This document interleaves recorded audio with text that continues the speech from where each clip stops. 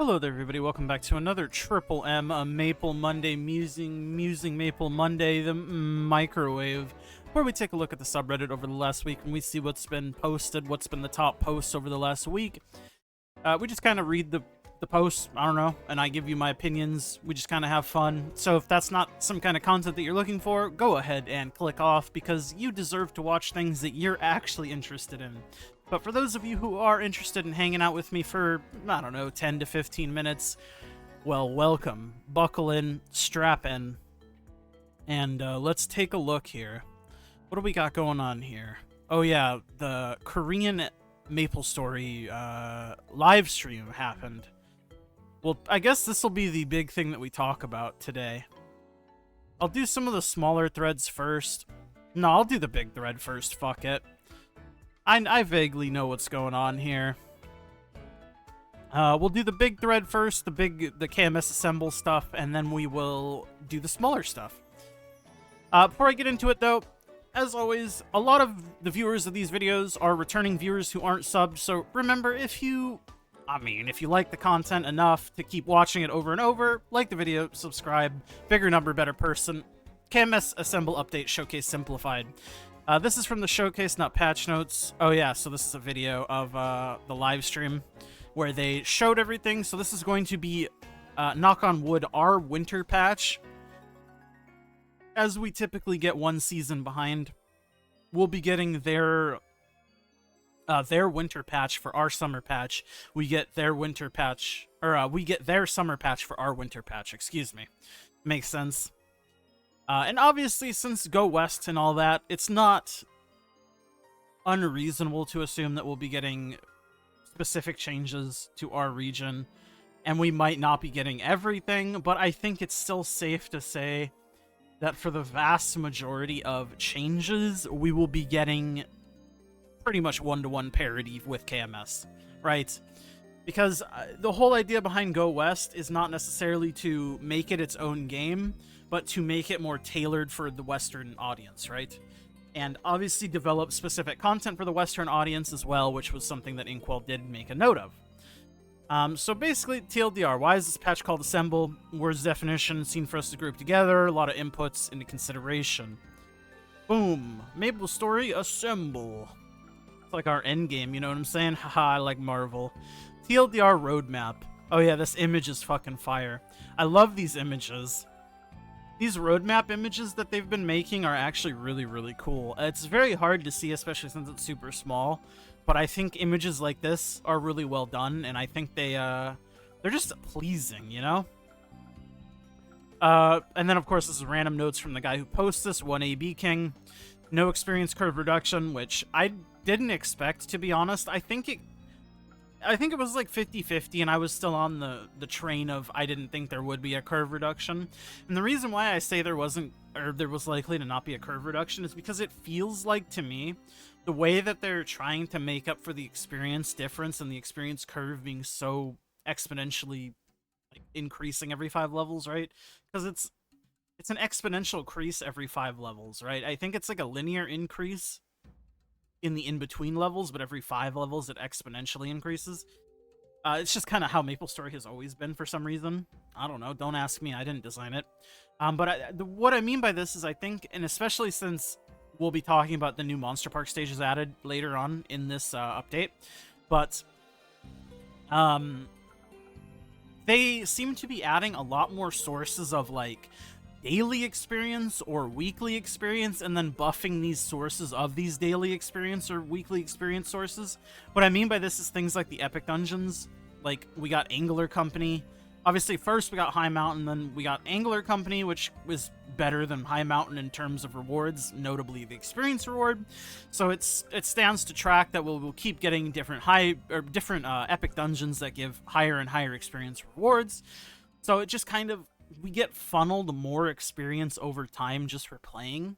And this doesn't necessarily fix the experience curve, right? And reducing it would obviously help a lot. But I think this is the approach that they're taking for now, rather than just nerfing the experience needed to level, like, outright. Which is definitely an option. I don't know how I feel about it personally, but it's an option. I do think we might be seeing an experience curve reduction. Possibly next large update, I would say, is... I think I would put it at like 70-30 to get it versus not getting it next large update. If we don't get it the next large update, I would probably move those percentages to like 85-15 the update after that. Because you have to keep in mind that every single one of these new bosses that are coming out are like 290 plus, you know what I mean? Like Limbo 290, well, hard Limbo, Baldrix, stuff like that, you know what I mean? Well, I guess Limbo is 285, is he? Yeah, Limbo's 285. But you know what I mean. You need to be 290 to get full damage on him, and then Baldrix you need to be 291 because Baldrix is 290. Shit like that. You get the idea, though, because they're pushing more and more high-level bosses. And I do think they're going to eventually need to reduce the experience curve for people to be able to interact with that content, right? But we'll stop talking about the experience curve. Good lord, I could yap about that shit forever. Sometimes I can just go.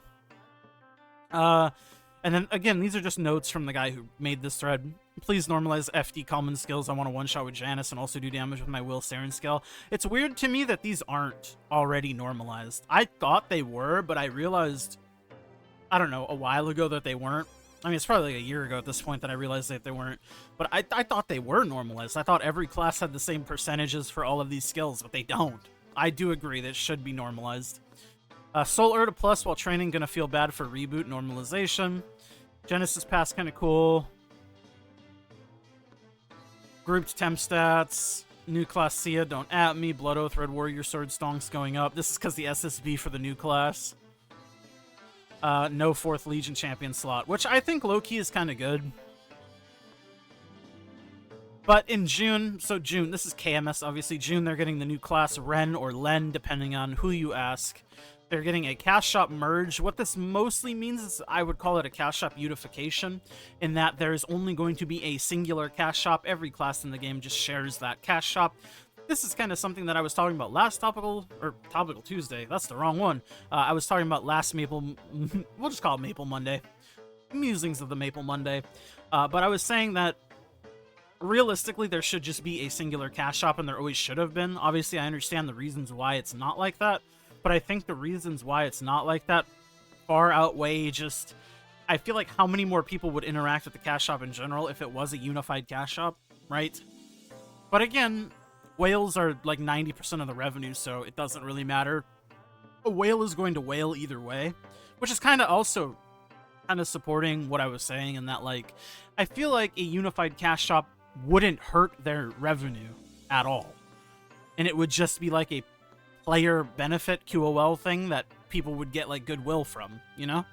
I don't know. And then they're getting another Challenger World. So it seems like Challenger Worlds are going to be the new like large update thing. Kind of like how Hyperburns used to be, where like you would basically not get a Hyperburn until like a large update, but now it seems like Hyperburns are kind of like the standard, just like there's always Hyperburns going on, but Challenger World is like the new big thing, it seems like to me, so like every big update there's going to be the Challenger World, you know what I mean? But there's also Hyperburns. Main event is going to be Eva Twilight, which is just another reskinned event that you're all familiar with. In July, we're getting an Ascent skill, which is like an Origin, but not really. It's a skill that you're able to use 3 times. Well, I mean, we'll explain it later. I'll keep scrolling. And then August, there's the new boss, which drops a medal, I believe, which is interesting. The new job, Ren, Animal Warrior, Ren or Len. But basically, this class looks fucking sick as hell. It is... I think it's what Korea envisions Hayato to be. That's what I can say. Made with a bit more simplicity than some of the other jobs that were previously released. Main point in mind was how easy current and new users will be able to play and adjust the class. Main attack is a Hurricane. Red attack, main Hurricane attack, black attack, extra projectiles hits. Origin skill Ascension, new Ascent core, Falling Flower, Ren Link skill, 4% damage reduction, including verse percent HP attacks. This is a dog shit link. Nobody's gonna use this. Yeah, I agree with the guy providing his color commentary. Oh, the Discord link don't work. Does it work? Nope. Oh no, none of these links work no more. That's so sad. That's how she goes. New class leveling event, which is kind of cool that they're giving it specifically for the new class, since you probably aren't going to be able to hyperburn it, but at least there's the level up rewards and stuff to make it a little bit easier to level. Metal outfit share, weekly mission rewards, some merch. Oh, that's sick. I wish I could get some fucking legit MapleStory sanctioned merch. Ren figure, Ren custom PC. Custom PC? That's sick. Bro. But this is the big meat and potatoes, the new skill core ascent. So it's basically another... I mean, it's not an origin skill, but it's in the same section as the origin. I don't know how to describe it. Here, let me open up the video game itself. I'm just sitting in my paper plane, don't mind me. But, like, it's a skill node, right? And this is obviously an origin skill. I guess it's just called Ascent. I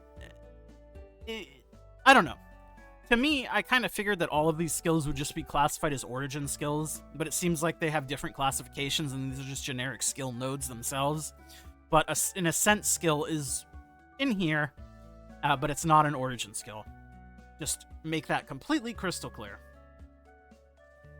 But Ascent skills do not bind like origin skills, but you are iframed during the cast animation. There are no cooldown on these in a boss fight. You can use it 3 times max in any boss. You can even cast it back to back to back. So basically, it's not known how much damage these will be doing exactly.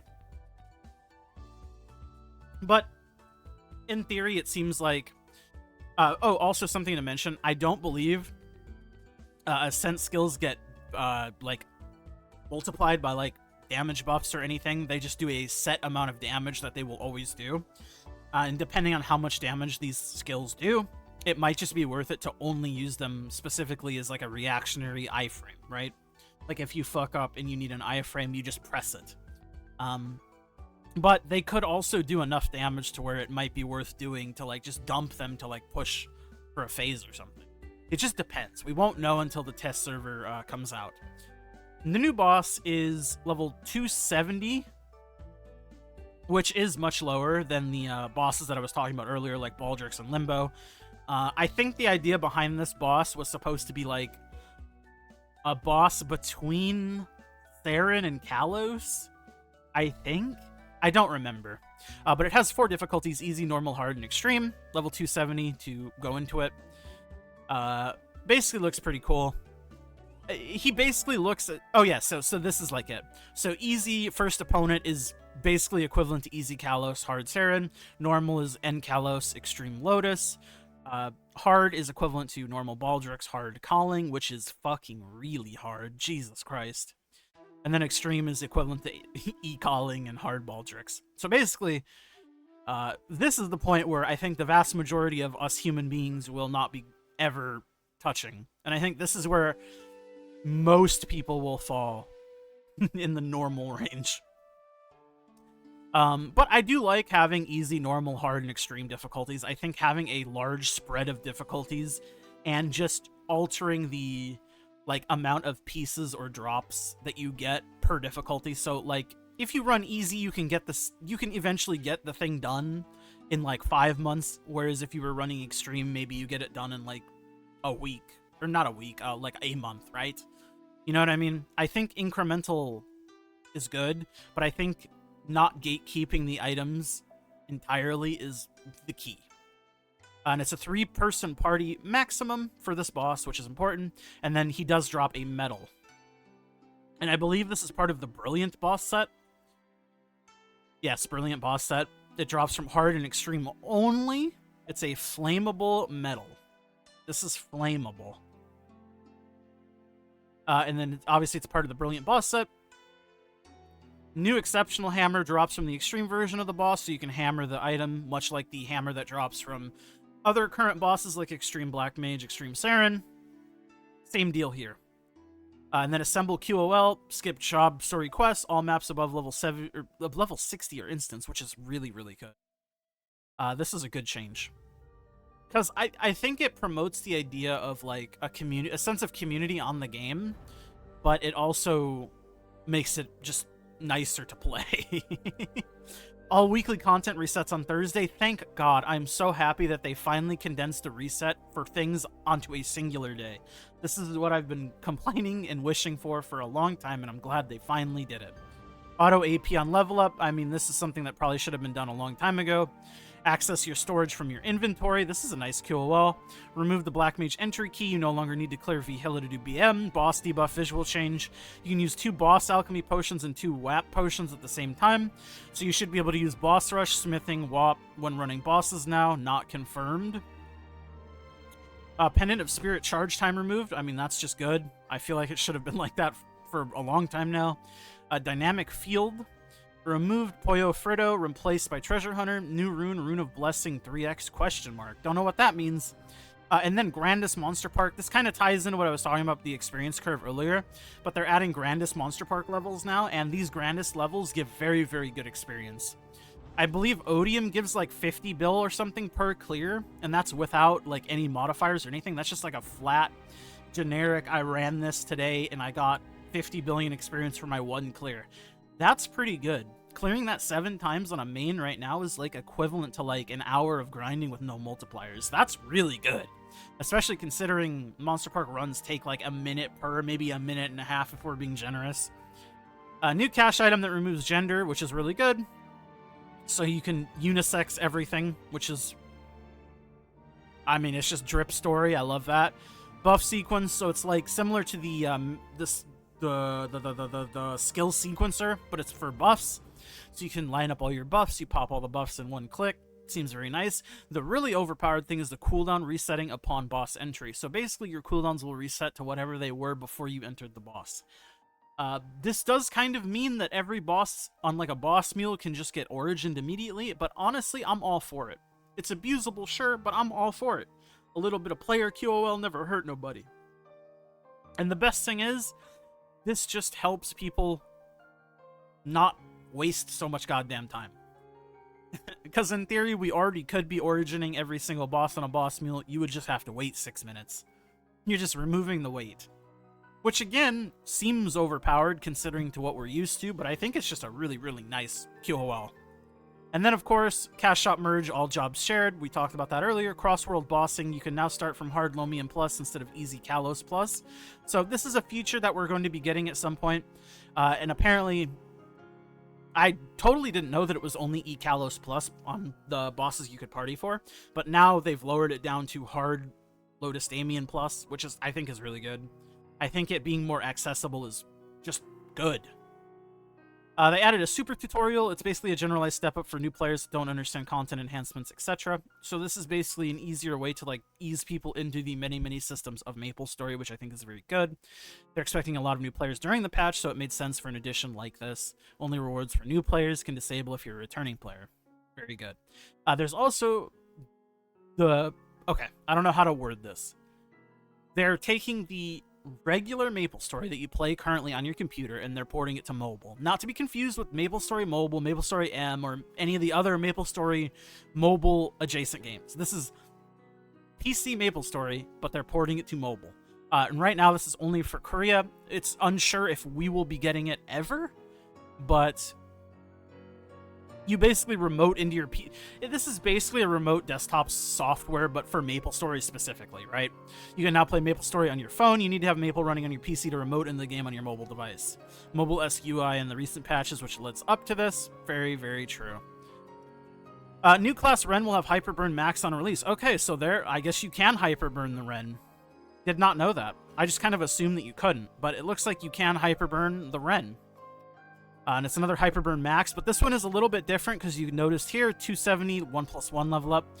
So once you get to 260, you get 5 levels per level up to 260, and then it goes up to 270, you get an additional level. So like, you go from 260, you level up at level 260, you don't go to 261, you go to 262, and that carries on until 270. So it seems like 270 is the new drop-off point for Hyperburns, which is really, really good. Because again, like I said, I think a lot of the content in the game starts later and later, and getting access to the systems and being able to start working towards these things earlier rather than later is helpful. You obviously have to balance this between, like, burdening people with too many systems if they're not super familiar, like a new player, but I think they're doing a little bit better trying to, like, ease people into systems with, like, the super tutorial type stuff, and it's just good, I think. And then obviously you get rewards for leveling Soul Urda fragments. So again, they're making things more accessible, symbols, etc. Main event, Eve of Twilight. I'm not going to go over this too closely. This is just your standard reskinned event. It's the same stuff that we're familiar with. And then you obviously have event stats. The rewards look very good. They always do. Another Hyperburn in there. Some transpots. Transpot here, magpots there. I mean, it just looks good. You got your flames, you got your advanced XP tickets. I'm pretty sure these are advanced because of the dark blue ones. You have a bunch of Soul Urda fragment selectors. Overall, this looks really, really good. I assume these are like VIP sauna tickets. I mean, the rewards look very, very good, don't get me wrong. But it's just like your standard event check-in stuff that you're familiar with. New PC Cafe opening in Seoul. PC Cafe event, all this cool stuff. Then there's obviously Challenger World Season 2. And then there's some stats on how successful that the first run of Challenger World was. Compared to Burning World, there was a 70% increase of players. Compared to Burning World, there was a 93% increase of level 200s. 282% increase of level 260s. Bosses were added to boss missions. You gained stronger temp stats for hitting Diamond tier. Overall, they were happy with the success of Challenger World, and they want to continue doing it because they see how people enjoy it, which I think is really fire. Mysterious Barrier. I think this is temp stat. Yeah, this is the temp stat system specifically for Challenger World only. I'm not 100% sure on how it works, but we'll get more information on it at some point. This stuff as well. Challenger Pass, extra rewards, and Challenger World paid rewards. It's like a battle pass. I mean, it's like your standard thing, just for Challenger World. Genesis Pass is the 30k NX one. Helps you liberate faster. Can lib within 4 weeks instead of the current fastest 11 weeks. Can do lib missions with 6 people instead of 2. Free soul after libbing. You get some temps. Damn. I wish this image would load, but I remember seeing this and I was quite impressed with it. Yes, it is 30k NX, which is unfortunate, but I don't hate it. I don't hate monetization like this. I'm not like a super fan of it, but I don't hate it. Because I think it could have been... This could have cost a lot more, let's be completely honest. They have sold battle passes in the past for 50k NX a piece that were significantly worse than what the Genesis Pass offers. Does it mean that the Genesis Pass is all good and we should be happy that we got it? No, but I don't hate it. That's like where I'm at. And then obviously some more Challenge World rewards. 2025 has been so unpredictable. I mean, I've been super positive on the outlook of MapleStory, basically since like Inkwell started doing stuff, and knowing that we have somebody that wants to specifically make sure the game in the West is westernized, and it also seems like Korea in general is making good changes just in general for the health of the game. I'm pretty happy and excited for the future of MapleStory, man. I am. It's crazy to me that Nexon could be positively spoken about. I still feel weird saying it. But I'm excited, man. I am so excited.